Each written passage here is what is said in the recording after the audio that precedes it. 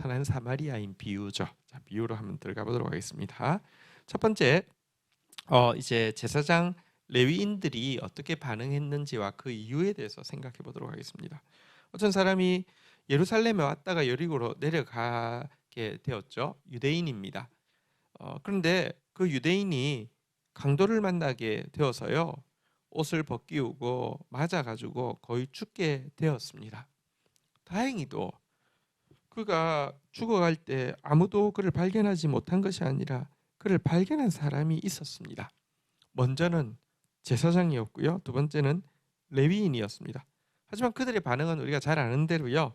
누가복음 10장 31절 32절에 보니까 마침 한 제사장이 그 길로 내려가다가 그를 보고 피하여 지나가고, 32절 또 이와 같이 한 레위인도 그곳에 이르러 그를 보고 피하여 지나가되라고 되어 있습니다.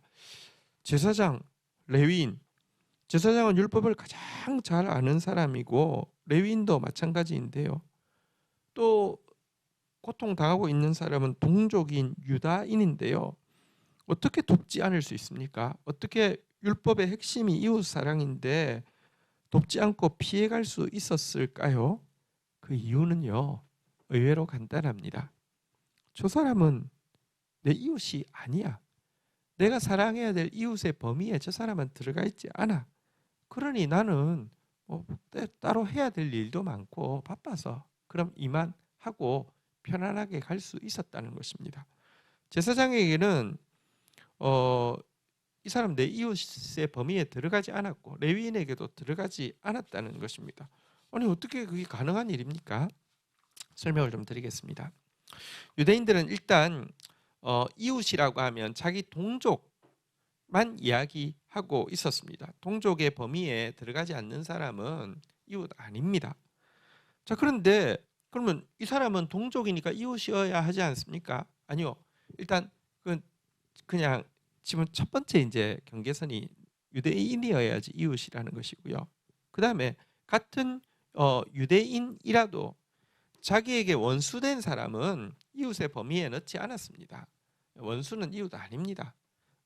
이웃은 사랑하지만 원수는 미워해야 되는 대상으로 그들은 했습니다. 그래서 관계가 좋지 않은 사람도 이웃 아닙니다. 뿐만 아니라 특별히 율법 준수에 열심히 있는 바리새인들, 종교적인 귀족인 제사장들, 서기관 이런 사람들은요, 평범하게 신앙생활하는 사람들은 이렇게 이웃 범위에 속하지 않았습니다. 아주 열심히 있게 신앙생활하는 사람이 이웃 범위에 속했고요. 영향력 없는 가난한 사람들도 이웃의 범위에서 제외시키려는 경향이 있었습니다. 급이 맞아야지 어울리지, 이런 것이죠. 다시 말하면 같은 동족 중에서도 자기하고 친하거나 아니면 자기 정도의 영향력을 가지고 있거나 자기 정도의 신앙적인 열심을 가지고 있는 사람이 이웃이지, 그렇지 않은 사람은 이웃이 아니었던 것입니다. 강도 만난 사람은 제사장의 이웃이 아니었습니다. 레위인의 이웃의 범위에 들어가지 않았습니다. 그러니까 마음 편하게 지나갈 수 있었다는 것입니다. 자, 이와 상반된 반응, 사마리아인의 반응과 그 이유를 한번 보도록 하겠습니다. 자, 이 이제 정말 절체절명에 있는 이 유대인 그 강도 만난 사람을 도운 사람은 아이러니하게도 유대인도 아닌 사마리아 사람이었습니다. 사마리아 사람은요, 유대인들에게 이웃 취급 받지 못했습니다. 아니, 사람 취급도 받지 못했습니다. 그런 사마리아 사람이 그를 도왔는데요, 그를 도운 이유는 단순합니다. 누가복음 10장 33절에서 34절에 보니까 어떤 사마리아 사람은 여행 중 거기에 이르러 그를 보고 불쌍히 여겨 가까이 가서 기름과 포도주를 그 상처에 붓고 싸매고 자기 짐승에 태워 주막으로 데리고 가서 돌보아 주니라.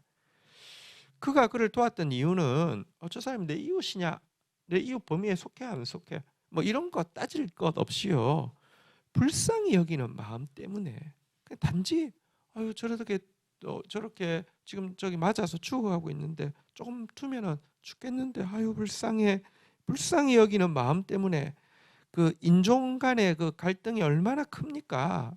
여러분, 그들을 자기를 사람 취급도 안 하는 유대인, 그를 조롱하는 유대인을인데 상관없이 초월하여서 그를 돕게 되었다라고 예수님께서 이야기하고 계십니다.